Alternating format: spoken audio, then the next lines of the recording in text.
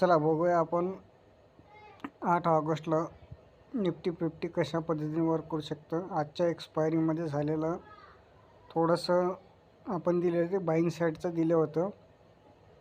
Bite साईडच्या आपण 2 level दिल्या होत्या. त्या लेवलनुसार मार्केट चढलं, पण केव्हा चढलं? साधारणतः 2 वाजता मार्केटनी वर चढण्यासाठी सुरुवात केली होती.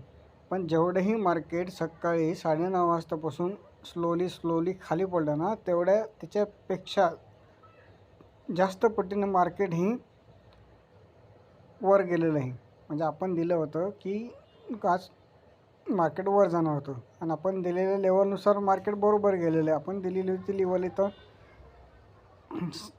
24,650 पर्यंत मार्केट जाणार होतं बघा.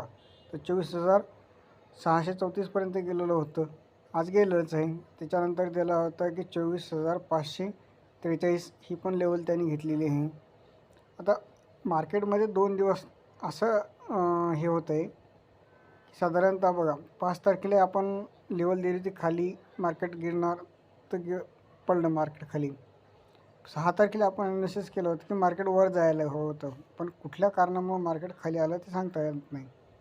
आपण ज्या लेवल दिल्या त्या लेवलपासूनच मार्केट खाली पडलेलं आहे, जास्त काय वर गेलं नाही. आणि 7 तारखेला पण आपण बाईंगसाठीच सांगितलं होतं, पण मार्केटने काय केलं, एक साधारणतः 24,537 ला जाऊन मार्केट खाली आलेलं नाही. तर आपण सांगितलं होतं बाईंगसाठी 24,470ला मार्केट ओपन झालं आणि 24,470 पासून मार्केट गेलेलं आहे 25,531 पर्यंत मार्केट गेलेलं होतं. किती मिनिटाला?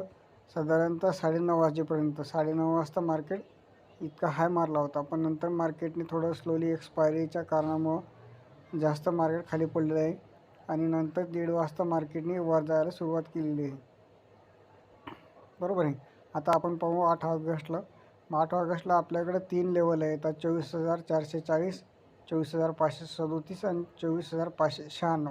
जर मार्केट 24,596ला ओपन झालं तर 10 मिनटासाठी वेट करायचा आणि नंतर कॉलिंगसाठी जायचं आहे. मार्केट कितपर्यंत जाईल? साधारणतः 24,800पर्यंत जाऊ शकतं.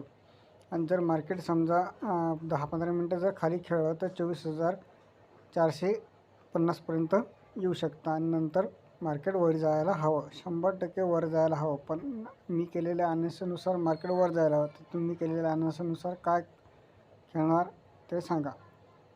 थँक्यू.